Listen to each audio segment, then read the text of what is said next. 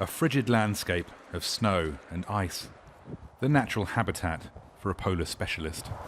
But this is Kyiv's war-scarred outer suburbs, not the Antarctic wilderness Elena and her colleagues should have been exploring this year.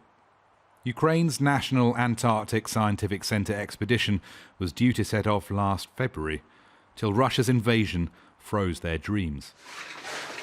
Instead, they've hung up the polar wear and their lives have taken very different paths. Some of our polar scientists are operating in different kind of fronts.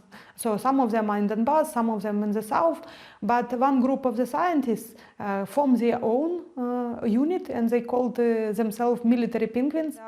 It's a characteristically Ukrainian flourish of humour to help see them through these dark times. They even have their own badge. You can see there is penguin in Cossack style. He's angry, by the way. This penguin battalion of Arctic scientists is doing real fighting in some of the war's toughest battles. This guy is also on the east somewhere near Bakhmut again. This is for sure in Bakhmut. And Bakhmut is tough, right? Yeah, Bakhmut is very tough.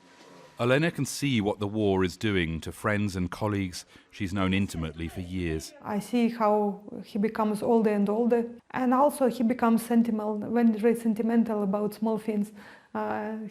He could start crying watching some small things or saying, and what is also important that we start to say, I love you, I care about you much more than before. Vyacheslav Marchenko is the Antarctic Centre's technical director.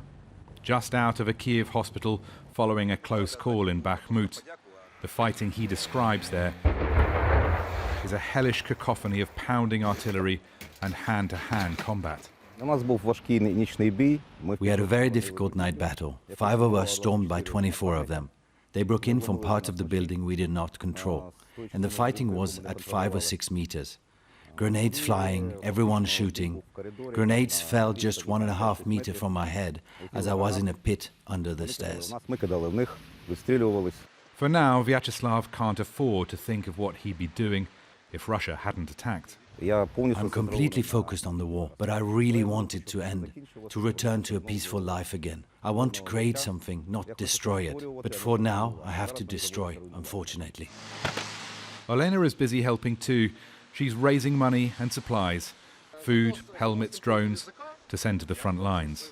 Things that might end up saving the lives of her colleagues. The story of Ukraine's Antarctic scientists and how they became the Penguin Legion of frontline warriors and crowdfunders is one of millions of similar transformations. Everyday lives indefinitely put on hold so they can help their country in its hour of need. Rory Challens, Al Jazeera, Kyiv.